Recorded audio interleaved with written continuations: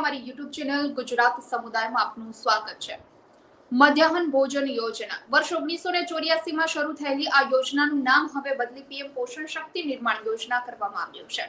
નામ તો બદલી દેવામાં આવ્યું છે, પરંતુ હજુ એમાં ઘણા બધા ફેરફાર સરકાર લાવવા જઈ રહી છે। સેન્ટ્રલ કિચન થી લઈ ઘણા બધા, પરંતુ જે કર્મચારીઓ આ યોજના અંતર્ગત કામ કરી રહ્યા છે, આ કર્મચારીઓની કેટલીક માંગણીઓ છે, આ માંગણીઓ પૂર્ણ નથી કરવામાં આવતી। તેમને જે બહુ જ ઓછું માનદ વેતન આપવામાં આવે છે, આ સિવાય પણ એમને કોઈ જ અન્ય લાભ નથી આપવામાં આવતા। 12 માસનું જે પૂરતું વેતન મળવું જોઈએ એ વેતન નથી આપવામાં આવતું, અને આવી બધી જે માંગણીઓ છે, આવા બધા જે પ્રશ્નો છે, તેને લઈ મધ્યાહન ભોજન યોજનાના કર્મચારીઓ છે તે સરકાર સામે લડત ચલાવી રહ્યા છે। છેલ્લા ઘણા સમયથી આ અંગે એમની માંગણી કરી રહ્યા છે, પરંતુ સરકાર દ્વારા કોઈ જ પ્રતિક્રિયા આપવામાં નથી આવતી, કોઈ નિર્ણય નથી લેવામાં આવતો આ અંગે।